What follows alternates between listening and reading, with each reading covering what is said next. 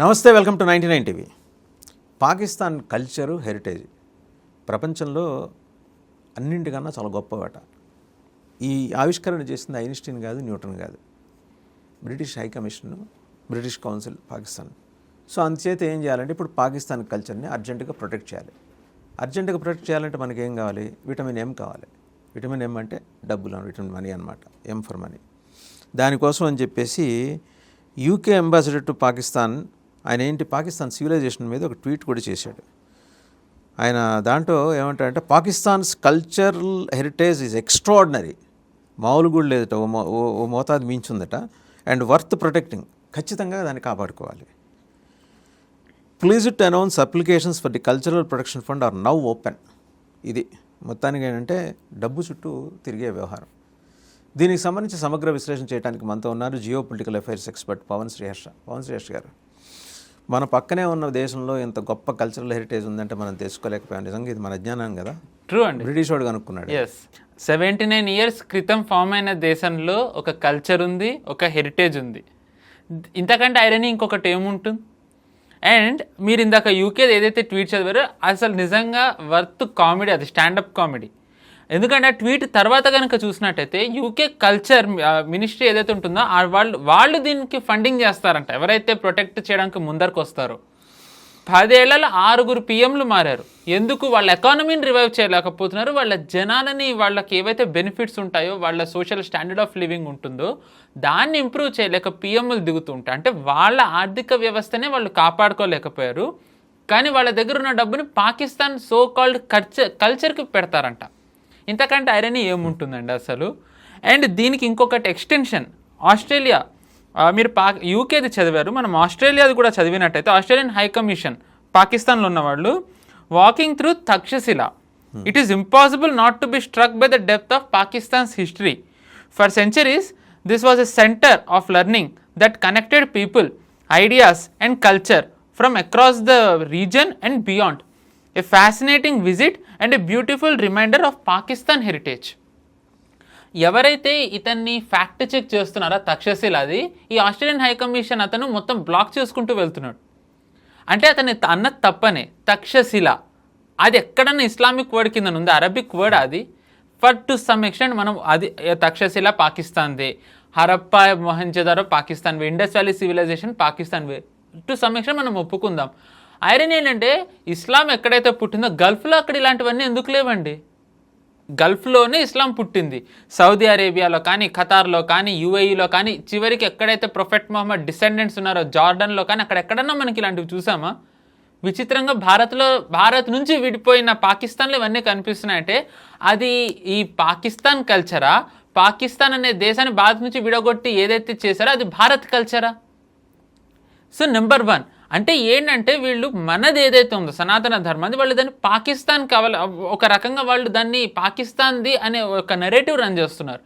ఎందుకంటే మనం దీని గురించి చాలా తరచుగా FCR అది వచ్చినప్పటి నుంచి మనం చర్చించుకుంటూనే ఉన్నాం. వరల్డ్ ఇప్పుడు it is going through a civilisational battle. మీరే ఒకసారి అన్నారు Bharat is on its own. ఒకసారి మనం ఐ థింక్ రష్యాతో ఇజ్రాయెల్తో మాట్లాడుకుంటూ ఉంటే Bharat is on its own అని. ఈ ట్వీట్లు ఏవైతే ఉన్నాయో ఆస్ట్రేలియా అండ్ యూకే చేసినవి, ఇట్ అగైన్ షోస్ భారత్కి ఎవరు allies కూడా లేరు. ఫ్రెండ్స్ చాలా దూరం, ఆ పెద్ద పదం అది. మనకి allies కూడా లేరు. Bharat is on its own ఇలాంటి విషయాల్లో. ఎందుకంటే మనది అనేది ఏదైతే ఉందో ఒక రకంగా మిషనరీస్ కానివ్వండి, NGOs ఆర్ వేరు ఆర్గనైజేషన్స్ మనకి లేకుండా చేస్తూ, మనది ఏదైతే పాకిస్తాన్లో ఉందో అది పాకిస్తాన్కి ఓన్ అయ్యేలా చేస్తున్నారు. అసలు ఎలా ఉందో చూడండి. అండ్ ఇప్పుడు వీళ్ళు ఏదైతే పాకిస్తాన్ది వీళ్ళు ఇంత రిచ్ కల్చర్ అంటున్నారో దాంట్లో సగం పాకిస్తాన్ వాళ్ళు పాకిస్తాన్ నుంచి విడిపోతామంటున్నారు. They are historically not Pakistan. బలూచీలు, ఖైబర్ పఖ్తూన్ఖ్వా, ఇంకా POJK మనం చెప్పి. అండ్ ఇంకొకటి మీరు చూసుకుంటే POJKలో శారదా మాతది ఉంది. దాని తర్వాత ఐ హోప్ వాళ్ళు శారదా మాతది ఇంకా పాకిస్తాన్కి వాళ్ళు ఓన్ చేసుకోకుండా చేస్తే బాగుంటుంది ట్వీట్. బలూచ్లో హింగ్లా మాతది ఉంది.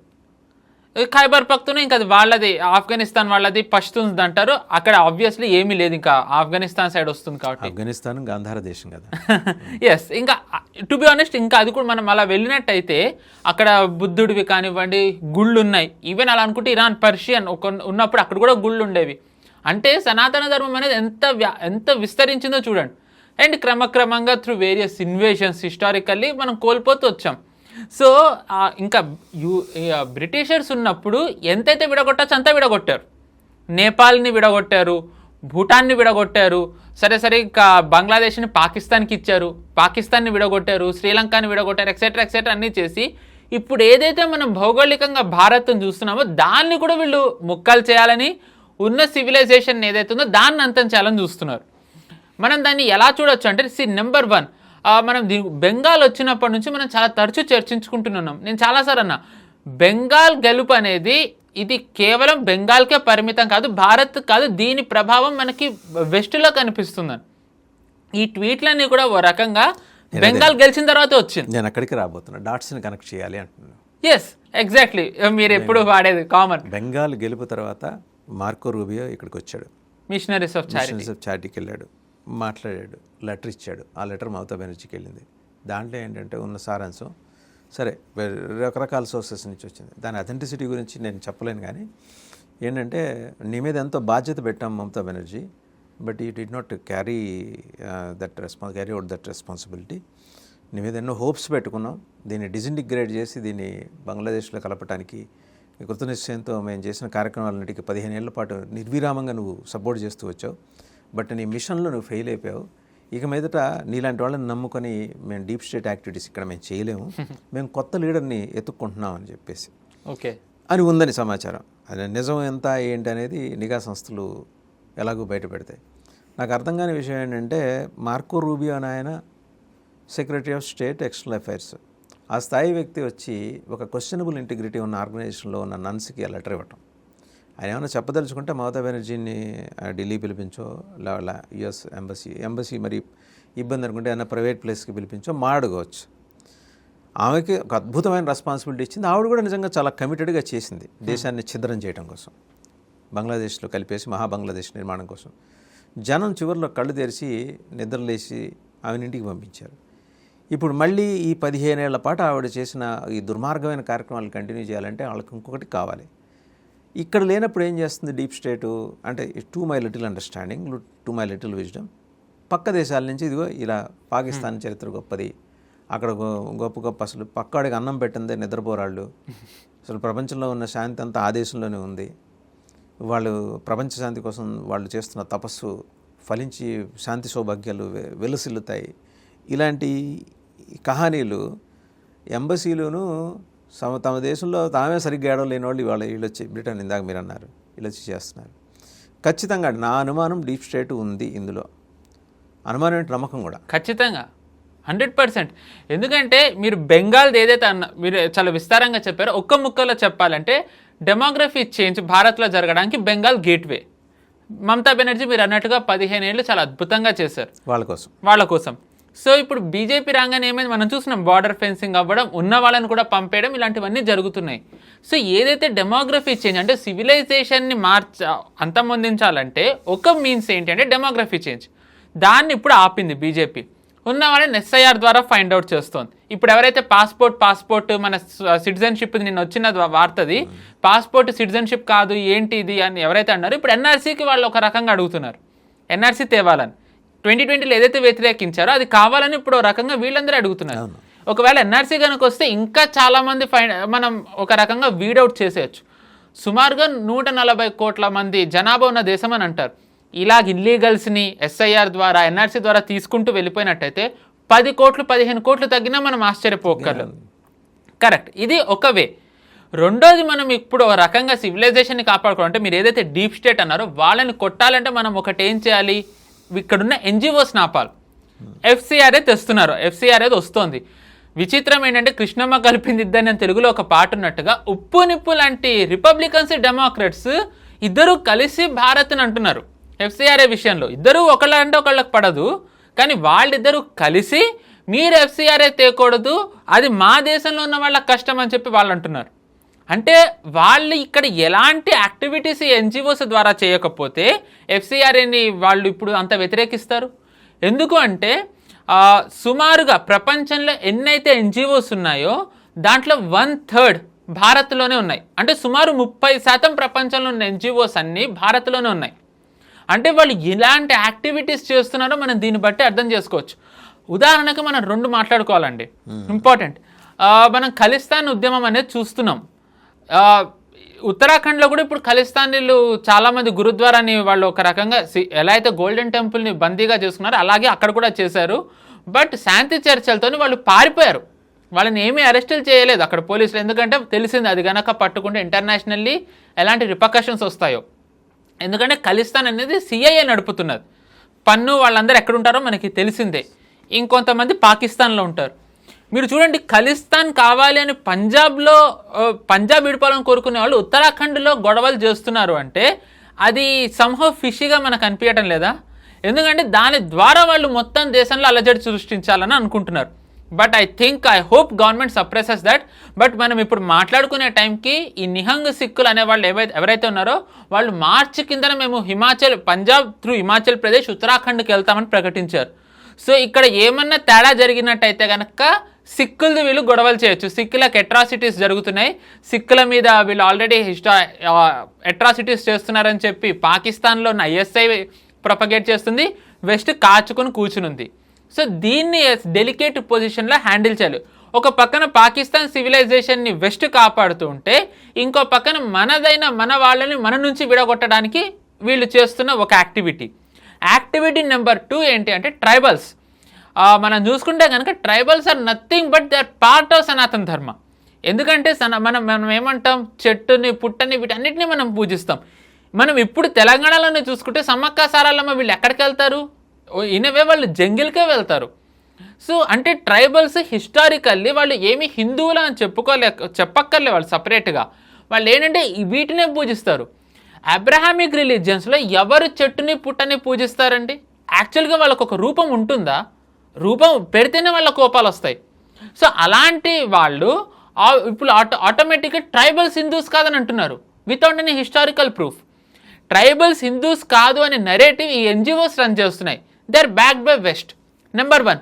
నెంబర్ 2, ఈ ట్రైబల్స్ని వీళ్ళు క్రిస్టియానిటీలోకి ఇస్లాంలోకి కన్వర్ట్ చేస్తున్నారు. This is being backed by NGOs and వీళ్ళకి నక్సలైట్లు హెల్ప్ చేశారు. మనం ఇటీవల ఈ డెమోక్రట్స్ రిపబ్లికన్స్ని చర్చ్తో కలిపి FCRని వ్యతిరేకిస్తున్న టైంలోనే భారత్లో ఒక NGO, ఒక టిమోతి ఇనిషియేటివ్ అనే US బ్యాక్డ్ చర్చ్ ఆర్గనైజేషన్ని మన వాళ్ళు పట్టుకున్నారు. ఎందుకు? లెఫ్ట్ వింగ్ ఎక్స్ట్రీమిజంని రివైవ్ చేయడానికి, నక్సలిజం మూమెంట్ ఏదైతే ఉందో దానికి హెల్ప్ చేయడానికి వాళ్ళు ఇక్కడ యాక్టివిటీస్ చేస్తున్నారు. 95 కోట్ల మనీ ట్రయల్, 100 ఫారెన్ డెబిట్ కార్డులని టిమోతి నుంచి పట్టుకున్నారు. ఒక పక్కన వాళ్ళు ఏ NGOస్ని అయితే మీరు ఆపద్దని అంటున్నారో ఆ NGOస్ని వీళ్ళు ఇక్కడ లెఫ్ట్ వింగ్ ఎక్స్ట్రీమిజంకి వీళ్ళు చేస్తున్నారు. అది కూడా చర్చ్ది. వీళ్ళ అడాసిటీ, వీళ్ళ ధైర్యం చూడండి. అంటే నిస్సిగ్గుగా, I hope I can use this, నిర్లజ్జగా వాళ్ళు ఎలాంటివి వాడుతున్నారో చూడండి అసలు ఇక్కడ. అంటే హిందూస్ని మీరు చూసుకునే ఏంటి. ఇంకొకటి మనం ఇప్పుడు చూసుకున్నట్టయితే బ్రాహ్మణికల్ నెరేటివ్, దళితులది, ST, SC, ట్రైబల్స్ అంటే కంప్లీట్లీ విడగొట్టేస్తున్నారు. అంటే ఇంకా ఇలా విడగొట్టుకుంటూ పోతే ఇంకా హిందువులు మిగిలేదంతా. మనం యాక్చువల్గా సిక్కులు ఏదైతే ఉన్నారో ఇప్పుడు కంప్లీట్లీ మన సిక్కుల్ని మైనారిటీలోకి చూస్తాం. అంటే వాళ్ళు హిందూస్ పార్ట్ కాదని అంటాం. నిజానికి సిక్కులు అనేవాళ్ళు 1700, 1800లో వస్తే సిక్కుల్ని సపరేట్గా పెట్టింది ఎవరండి? ఇప్పుడు ఏదైతే పాకిస్తాన్లో సివిలైజేషన్ ఉందని పొగుడుతూ దాన్ని మేము మనీ ఇచ్చి ఫండింగ్ చేసి కాపాడతామని ఏదైతే బ్రిటిషర్లు అంటున్నారో ఆ బ్రిటిషర్స్ ఇందాక ప్రస్తావన చేశారు ఏది ఉత్తరాఖండ్ ఇటు అటు నుంచి పంపిస్తాము ఖలిస్తాన్ వాళ్ళు. ఇన్ఫ్యాక్ట్ మీకు లాస్ట్ ఇయర్ గుర్తుంటుంది ఆపరేషన్ సింధూర్ తర్వాత ముందర పాకిస్తాన్ని ఉమెన్ సెనేటర్ ఒక ఆవిడ ఉన్నారు, పల్వాషా మొహమ్మద్ జయీ ఖాన్ అని. ఆవిడ మాట్లాడితే ఏంటంటే మేము బాబ్రీ మసీద్ భారత్లో మళ్ళీ కట్టడం కోసం ఇక్కడి నుంచి ఇటుకలు పంపిస్తాము, దానికోసం సిక్కు సైనికుల్ని మేము ఉపయోగించుకుంటాం అంటే వాళ్ళ పాకిస్తాన్లో. సో ఇక్కడ ఖలిస్తాన్ దాంట్లో పాకిస్తాన్ రోల్ చాలా పెరిఫెరల్గా ఎస్టాబ్లిష్ అయింది, మేనిఫెస్ట్ అయింది. ఇందులో దాపరికాలు ఏం లేకుండా ముసుగులో గుద్దులా లేకుండా చెప్పింది ఆవిడ పల్వాషా మొహమ్మద్ జయీ ఖాన్. చాలా అగ్రెసివ్గా వాళ్ళ నేషనల్ అసెంబ్లీలో మాట్లాడింది. మనం కూడా ప్లే చేసాం, బయట ప్లే చేసాం. అయోధ్యలో ఎక్కడైతే మసీదు కొలగట్టారో మళ్ళీ అక్కడ మసీదు కట్టడం కోసం బ్రిక్స్ పంపిస్తాం, మా సిపాయిలు ఇక్కడి నుంచి. ఆ సిపాయిలు కూడా ఎవరు? సిక్కు సిపాయిలు తీసుకెళ్తారని చెప్పి. అంటే అది ఎంత డెలికేట్ ఇష్యూనో చూడండి. ఎందుకంటే సిక్కుల్ని టచ్ చేస్తే ఇంటర్నేషనల్లీ ఎలాంటిది వస్తుందో మనకి తెలిసిందే, మైనారిటీ ఎక్సెట్రా ఎక్సెట్రా. సో యాక్చువల్గా గవర్నమెంట్ కూడా టు సమ్హౌ వాళ్ళు కూడా ఈ నరేటివ్ని బస్ట్ చేయాల్సిన అవసరం ఉంది. సిక్కుల్ని మైనారిటీలో పెట్టకూడదు, ఎందుకంటే హిస్టారికల్లీ సిక్స్ మన వాళ్ళే, హిందూసే కదండి సిక్కులు. ప్రతి హిందువుల్లోని పెద్ద కొడుకు ఎవరైతే ఉంటారో వాళ్ళని సిక్కు కింద మార్చారు. ఇప్పుడు మనం పంజాబ్లో చూసుకున్నా వాళ్ళు సిక్కులు హిందువులు సపరేట్ అని ఎక్కడ మనం చూడం. 1700s 1800s ఎర్లీలో ఫామ్ అయిన ఈ సిక్ పంక్తి ఏదైతే ఉందో 1880స్కి వచ్చేసరికి బ్రిటిషర్స్ సెన్సస్ అనేది క్రియేట్ చేసి వాళ్ళని సపరేట్గా చేసేసారు. 1947లో ఏదైతే మనకి స్వాతంత్రం వచ్చింది అంటామో దాని తర్వాత గవర్నమెంట్స్ వాళ్ళు కలిపి ఉండాల్సింది. బట్ వాళ్ళు చేసిన మిస్టేక్ ఏది, అఫ్కోర్స్ అప్పట్లో చాలా మిస్టేక్స్ జరిగాయి. ఆ ఒక మిస్టేక్ ఫలితం ఏంటంటే మనం ఎప్పటికీ అనుభవిస్తున్నాం, ఏకంగా ఖలిస్తాన్ అనేది ఒకటి ఫామ్ అవ్వాలని. అవును. So that is one big threat we are having. అంటే ఏదైతే మనం సివిలైజేషన్ని కాపాడుకోవడానికి ఎన్జిఓస్ మనం ఆపుతున్నామో వాళ్ళు దాన్ని ఎస్కలేట్ చేయడానికి కరెక్ట్గా అదేనండి. ఎఫ్సిఆర్ఏ తెర మీదకి వచ్చేటప్పటికీ ఈ పుట్టగొడుగులన్నీ పైకి వస్తాయి. అది కల్చరల్ హెరిటేజ్ చాలా అద్భుతం పాకిస్తాన్దని బ్రిటన్ అంటుంది, ఆస్ట్రేలియా వాళ్ళు, ఖలిస్తాన్ వాళ్ళు, వీళ్ళందరూ లాంగ్ మార్చ్ ఏంటి అంటే ఎఫ్సిఆర్ఏని డిస్టర్బ్ చేయడానికి డీప్ స్టేట్కి ఉన్న అన్ని 6 వేళ్ళని అది ఉపయోగిస్తుంది. ఎవరికైనా ఇప్పుడు ఏది జన్యుపరంగా ఉండే లోపం వల్ల పుట్టుకొస్తే 6 వేళ్ళు, వీళ్ళు ఏంటంటే పుట్టిస్తారు. ఈ 6 వేళ్ళే ఇప్పుడు ఇక్కడ కనిపిస్తున్న ఇది బ్రిటన్ కౌన్సిల్ వాళ్ళు చేసింది కానీ ప్రకటన కానీ ట్వీట్ కానీ, ఖలిస్తాన్ వాళ్ళు ఉద్యమకారులు మళ్ళీ మార్చ్ చేస్తూ ఉంటాం కానీ, ఉత్తరాఖండ్లో ఆందోళనలు కానీ. సో ఇది నేను ముందరే ఊహించా, ఎఫ్సిఆర్ఏకి సంబంధించి ఇంత బలంగా పెనట్రేట్ అవుతుంది, గవర్నమెంట్ ఆఫ్ ఇండియా చాలా బలంగా ఇనిషియేటివ్ తీసుకెళ్తుందనగానే గగ్గోలు పెట్టారు. రిపబ్లికన్స్ డెమోక్రాట్స్ కలిసిపోయి అక్కడ తీర్మానాలు చేశారు. ఇప్పుడు నాకు తెలియక అడుగుతానండి, వైట్ హౌస్లో ఏం చేయాలనేది వైట్ హౌస్ లేదా ప్రెసిడెంట్ ఆఫ్ అమెరికా డిసైడ్ చేస్తాడు. It is not Sri Lanka or Bharat. నాకు వైట్ హౌస్లో ప్రెసిడెంట్ కూర్చున్న వాస్తు బాగాలేదు, ఆయన కుర్చీని తీసుకెళ్ళి ఈశాన్యములు వేయాలంటే వాళ్ళు మారుస్తారా? మార్చారు. అలాగే మన దేశంలో మన చట్టం ఇప్పుడు జరుగుతున్న రిలీజియస్ కన్వర్షన్స్ని, బలవంతపు మత మార్పుల్ని అరికట్టడం కోసం స్ట్రింజెంట్గా ఒక చట్టం తీసుకురావాలనుకున్నది. ఇంతకుముందు ఉన్న చట్టాన్ని బలోపేతం చేసింది. కరెక్ట్. సో ఇది చేసినప్పుడు డీప్ స్టేట్ ఎంబడే ఇలా రంగంలోకి దిగుతుందనే అవగాహన ఇక్కడ కూర్చున్న మనకే ఉన్నప్పుడు ఇంటెలిజెన్స్ ఉండదా? 100%. మీరు ఇప్పుడు ఏదైతే మీరు అన్నారో దానికి ఒక చిన్న ఎక్స్టెన్షన్ అండి. ఎక్స్టెన్షన్ అంటే మనం దీనికి రిలేటెడ్గా మాట్లాడుకుంటే ఈ ఎఫ్సిఆర్ అనేది మాట్లాడుతున్న టైంలోనే ఇటీవల మోదీ గారు G7 సదస్సుకి మనకు తెలిసిందే ఫ్రాన్స్ వెళ్ళినప్పుడు ట్రంప్ని కలవడం అదంతా. అప్పుడు సర్గే గోర్ మన అంబాసిడర్ యూఎస్కి ఇక్కడ ఉన్న అతను కూడా వెళ్ళాడు. విత్ ఇన్ నో టైం అతను భారత్ వచ్చాడు, అమిత్ షాని కలిసేసాడు. అసలు ఎలా అంటే అతను టైం లైన్ చూస్తే కొంతమంది పెట్టారు, అసలు అతను దిగిన తర్వాత ఎయిర్పోర్ట్ నుంచి డైరెక్ట్ అమిత్ షాని కలవడానికే వెళ్ళాడు. అతనికి ఏమవసరం, ఒక అంబాసిడర్కి ఒక దేశపు గృహమంత్రిని కలవాల్సిన అవసరం ఏముంది? ఎందుకు అంటే వీ కెన్ ఈజీలీ అండర్స్టాండ్. ఇప్పుడు ఏదైతే యూఎస్కి ప్రాబ్లమాటిక్గా ఒకటి హోమ్ మినిస్ట్రీ తెస్తుంది ఏంటి, ఎఫ్సిఆర్ఏ. అండ్ ఇంకొకటి ఒక చిన్న అనెక్డోట్, అంటే ఒక రీసెంట్లీ కాదు, ఒక 5 years 6 years బ్యాక్ అనేది ఒకటి చెప్పాలండి. అమిత్ షా గారు 2019లో హోమ్ మినిస్టర్ అయ్యారు. ఐ థింక్ ఇప్పుడు సర్గే గోర్కి ముందరున్న అంబాసిడర్ ఎరిక్ గార్సెట్టి బైడెన్ తెచ్చిపెట్టిన అతను అంబాసిడర్గా వచ్చిన తర్వాత ఒకసారి అమిత్ షాని కలవాలని అన్నాడంట. అయితే అమిత్ షా గారు ఓకే ఫైన్ అని అన్నారంట. టీ పార్టీకి రమ్మనంటాను, టీ ఇస్తాను, టీ దానికి రమ్మనంటే వెళ్ళాడు. వెళ్ళంగానే టీ తాగుతూ అన్నాడంట, ఇది హిందుస్థాన్ టైమ్స్లో వచ్చింది. ఏమన్నాడంట, మీ కంట్రీలో మైనారిటీస్కి ప్రాబ్లమ్స్ ఉన్నాయి, హ్యూమన్ రైట్స్ వయలేషన్స్ అవుతున్నాయి, ఎక్సెట్రా అవుతున్నాయి అంటే అమిత్ షా గారు చాలా సీరియస్ అయ్యారంట. నా దేశంలో హ్యూమన్ రైట్స్ గురించి నువ్వు మాట్లాడకు, నీ దేశంలో నేటివ్ అమెరికన్స్ నువ్వు ఫస్ట్ చూడు, తర్వాత నా దేశం గురించి మాట్లాడు, నా దేశంలో అంతా బాగానే ఉంది, don't even talk about that అని చెప్పి అమిత్ షా గారు చాలా స్ట్రిక్ట్గా చెప్పారంట. గెట్అవుట్ అనకుండా మాట్లాడి గెట్అవుట్ అనేలా మాట్లాడారంట. సో యూఎస్కి ఏంటంటే దానికి ఉన్న అలవాటే ఇది, ఎన్నిసార్లు తిట్టించుకున్నా వాళ్ళకి ఏంటంటే ధైర్యం, ఇక్కడ ఎన్జిఓస్ ఉన్నాయి, సంహవ్ వాళ్ళు ఏదో ఒకటి యాక్టివిటీస్ చేస్తారని.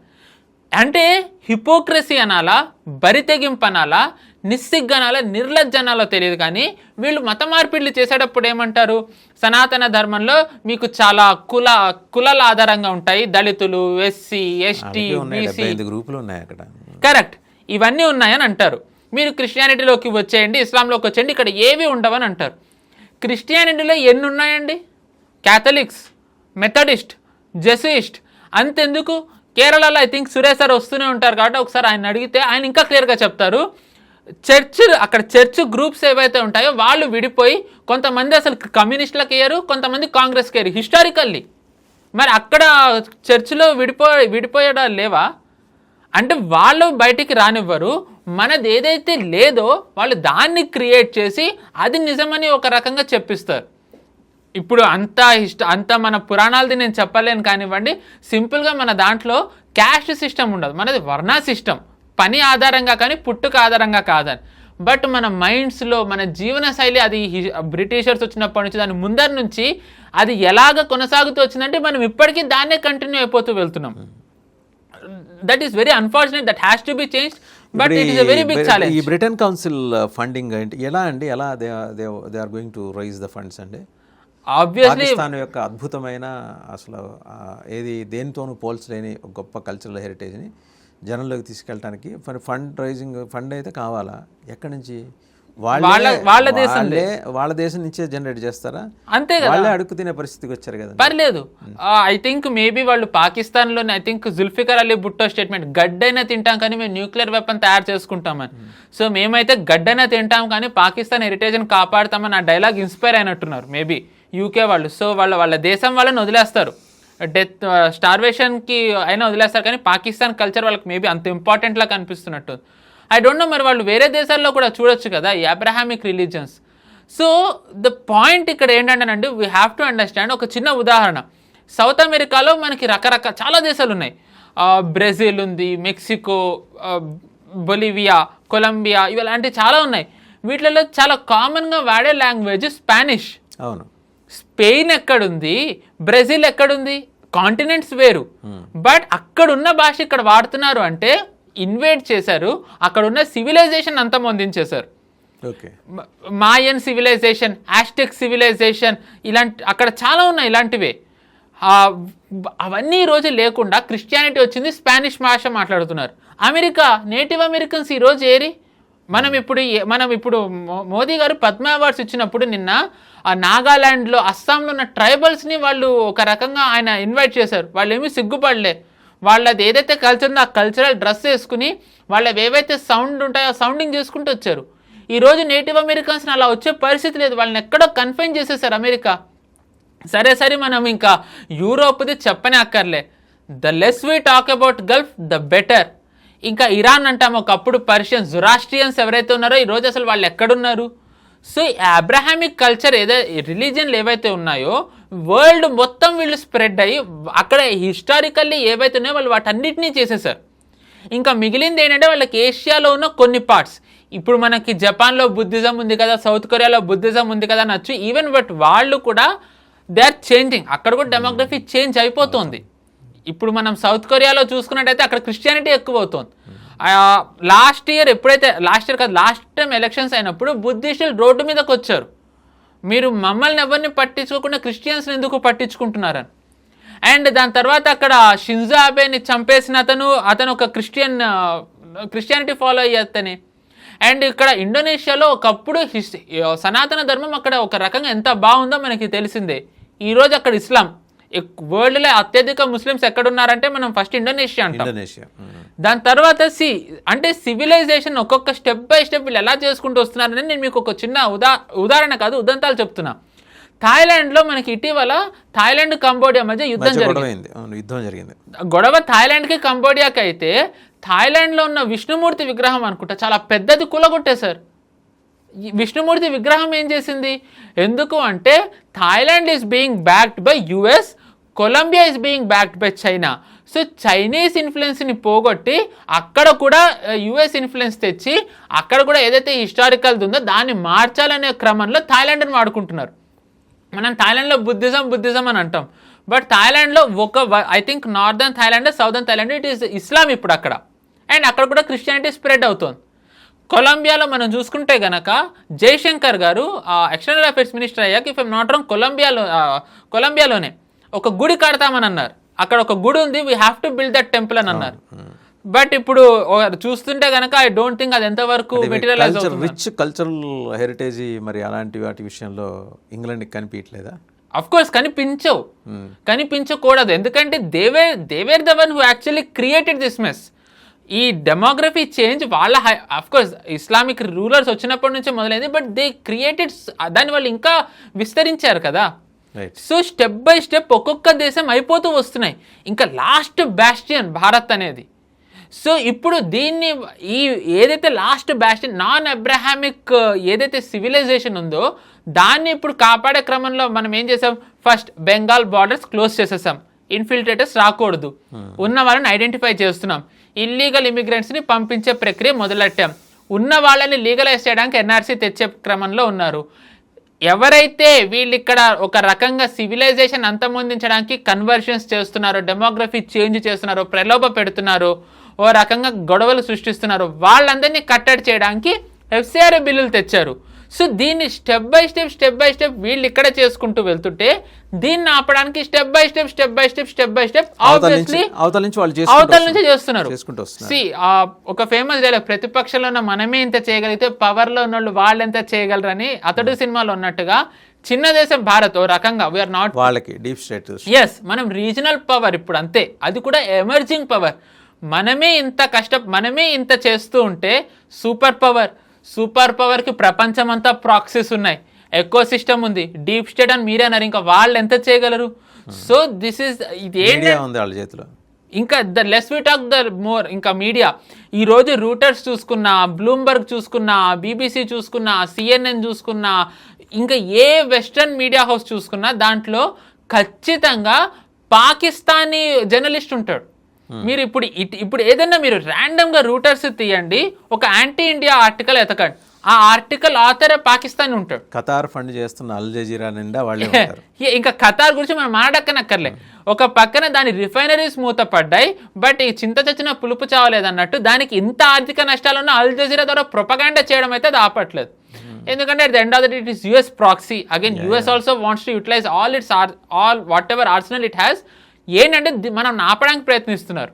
The reason I'm saying this is, రాబోయే కాలంలో ఇలాంటి మిస్ఇన్ఫర్మేషన్, మనది కానిది మనదని వాళ్ళు అక్కడ చెప్పడం, ఇక్కడ ఉన్నదాన్ని వీళ్ళు ఇంకా ఒక చెడ్డ పేరు తేవడం, ఇంకా సివిలైజేషన్ని ఒక రకంగా భ్రష్టు పట్టించేలా చెడ్డ పేరు తెచ్చేలా చేయడాలు చాలా ఎక్కువ అవుతాయి.